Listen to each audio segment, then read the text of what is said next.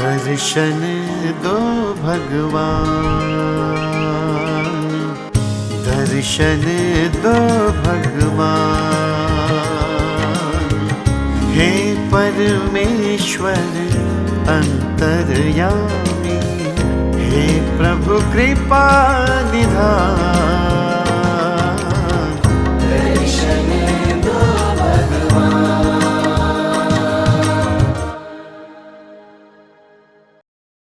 हमारी संस्कृति, हमारे संस्कार सदा रहें हमारे साथ। सब्सक्राइब करें तिलक।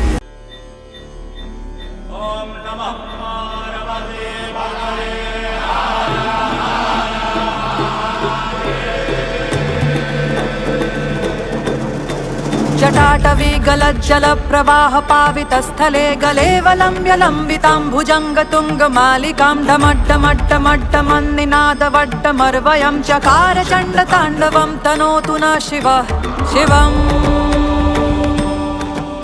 त्र्यंबकेश्वर ज्योतिर्लिंग महादेव के 12 ज्योतिर्लिंगों में से 8वां ज्योतिर्लिंग है, जो कि महाराष्ट्र के नासिक जिले के ब्रह्मगिरि पर्वत के समीप गोदावरी नदी के उद्गम पर स्थित है।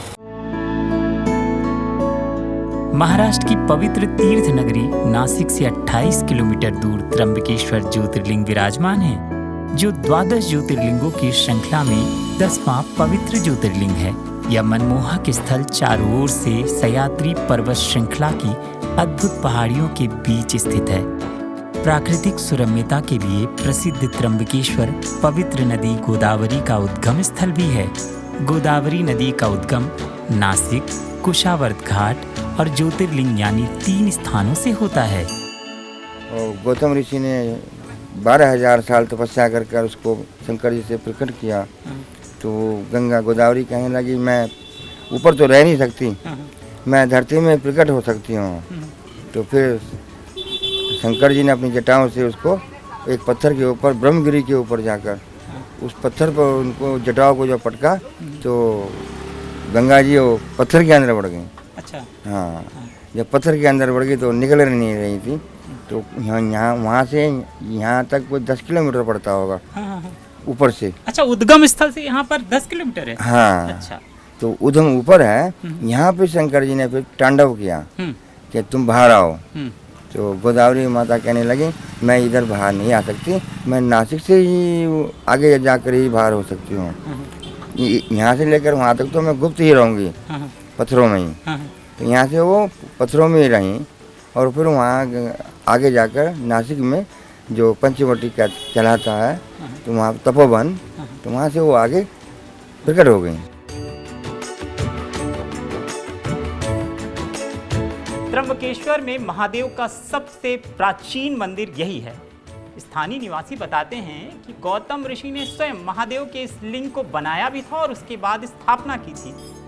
यहीं समीप गौतम ऋषि के नाम का एक कुंड भी है।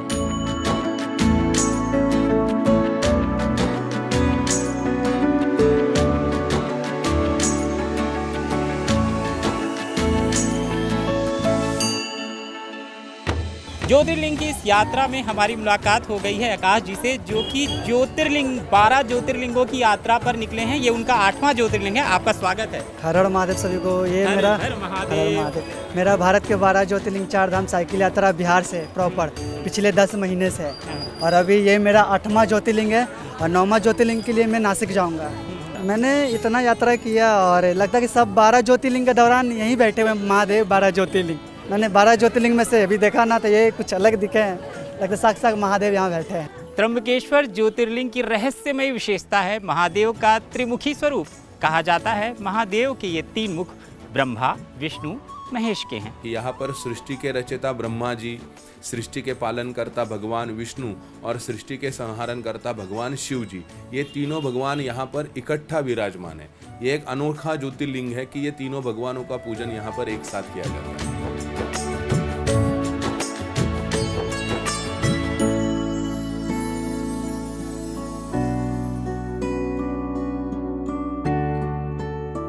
त्र्यंबकेश्वर का निकटतम रेलवे स्टेशन 28 किलोमीटर दूर नासिक रोड रेलवे स्टेशन है। नासिक में ही हवाई अड्डा भी है।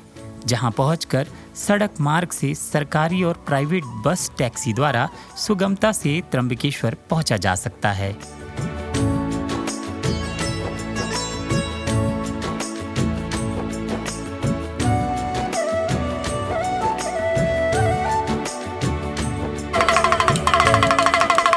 त्र्यंबकेश्वर ज्योतिर्लिंग यात्रा के साथ हमने महादेव की महिमा और इस पवित्र तीर्थ स्थल के महत्व को जाना। हमारी इस तीर्थ यात्रा में आप भी हमारे साथी हैं और वीडियो के माध्यम से आप जुड़े हुए हैं। अवश्य ही आपको हमारी ये यात्रा अच्छी लगी होगी, तो अब देर किस बात की है, अपने परिवार के साथ आप भी बनाइए योजना और आ जाइए महादेव के दरबार में। और हाँ, आपकी तीर्थ यात्रा के दौरान यदि आपको देश दुनिया से जुड़े किसी भी मंदिर की कोई भी जानकारी चाहिए तो सीधा चले आइए हमारे चैनल तिलक पर। हर हर महादेव।